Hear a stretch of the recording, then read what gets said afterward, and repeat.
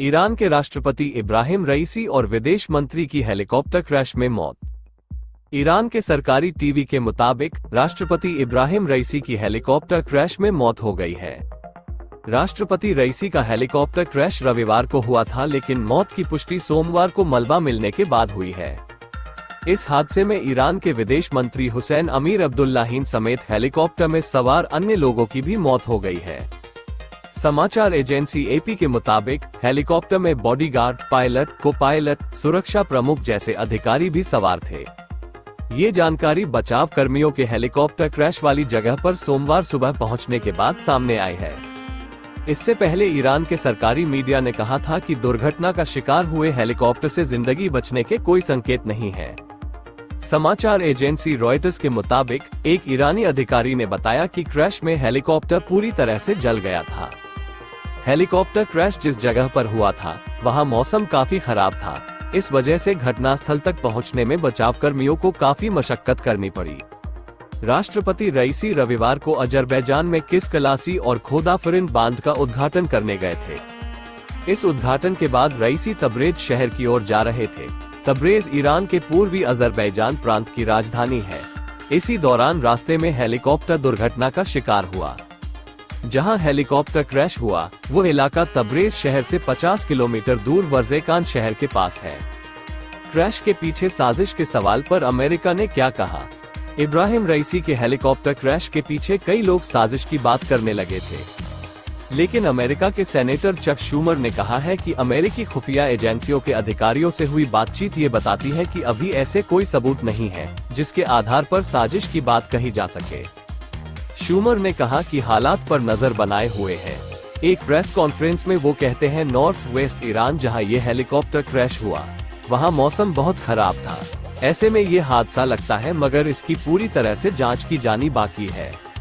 कुछ ईरानी social media पर ये सवाल उठा रहे हैं कि ये कैसे संभव हुआ कि काफिले के 2 हेलीकॉप्टर सही सलामत पहुंच गए और रईसी का हेलीकॉप्टर क्रैश का शिकार हुआ। ईरान में एविएशन सुरक्षा हेलीकॉप्टर क्रैश होने की वजह के बारे में अब तक पता नहीं चल पाया है, लेकिन एयर ट्रांसपोर्ट की सुरक्षा के मामले में ईरान का रिकॉर्ड खराब रहा है। इसकी एक वजह दशकों से लगाए जा रहे अमेरिकी प्रतिबंधों को भी बताया जाता है। इस कारण ईरान का एविएशन सेक्टर कमजोर हुआ है। रईसी बेल 212 हेलीकॉप्टर पर सवार थे। ये मॉडल अमेरिका में बना था और 1979 की क्रांति के बाद इसे ईरान को बेचा नहीं जा सका था। अतीत में ईरान के रक्षा यातायात मंत्री के अलावा ईरान की थल और वायु सेना के कमांडर भी प्लेन या हेलीकॉप्टर क्रैश में मारे गए थे। ईरान की सरकार में सुधारकों की अगुवाई में देश के एयरक्राफ्ट को आधुनिक करने की जब कोशिशें हुई तो पश्चिमी देशों से कुछ समझौते भी किए गए। इसमें प्रतिबंधों में ढील देने जैसी बातें भी थी। हालांकि ये कोशिशें तब थम गई जब राष्ट्रपति डोनाल्ड ट्रंप ने डील से हाथ पीछे खींच लिया और फिर प्रतिबंध लगा दिए। सुधारकों की इन कोशिशों की कट्टरपंथियों ने ये कहकर आलोचना की कि एविएशन सेक्टर को मजबूत करने के लिए घरेलू उद्योगों और विदेशी सहयोगियों पर निर्भर रहना चाहिए। 50 दिनों के भीतर होंगे चुनाव। इब्राहिम रईसी की मौत के बाद सत्ता उपराष्ट्रपति मोहम्मद मुकबा के पास चली जाएगी, मगर 50 दिनों के भीतर चुनाव फिर से करवाए जाने होंगे। ईरान में हाल ही में संसदीय चुनाव हुए हैं। इस चुनाव में मतदान फीसद काफी कम रहा था। ईरान में राष्ट्रीय स्तर पर वोट फीसद 41 रहा और तेहरान में महज 7% मतदाताओं ने वोट डाला। ईरान की ज्यादातर आबादी मतपेटी के जरिए बदलाव आ सकने में अपना भरोसा खो चुकी है।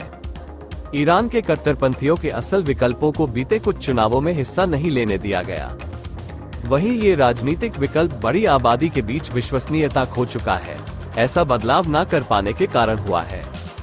अगर ईरान में चुनाव हुए तो ये एक मुश्किल वक्त होगा। 50 दिनों के भीतर होंगे चुनाव। इब्राहिम रईसी की मौत के बाद सत्ता उपराष्ट्रपति मोहम्मद मुकबा के पास चली जाएगी, मगर 50 दिनों के भीतर चुनाव फिर से करवाए जाने होंगे। ईरान में हाल ही में संसदीय चुनाव हुए हैं। इस चुनाव में मतदान फीसद काफी कम रहा था। ईरान में राष्ट्रीय स्तर पर वोट फीसद 41 रहा और तेहरान में महज 7% मतदाताओं ने वोट डाला। ईरान की ज्यादातर आबादी मतपेटी के जरिए बदलाव आ सकने में अपना भरोसा खो चुकी है। ईरान के कट्टरपंथियों के असल विकल्पों को बीते कुछ चुनावों में हिस्सा नहीं लेने दिया गया। वहीं ये राजनीतिक विकल्प बड़ी आबादी के बीच विश्वसनीयता खो चुका है। ऐसा बदलाव न कर पाने के कारण हुआ है। अगर ईरान में चुनाव हुए तो ये एक मुश्किल वक्त होगा।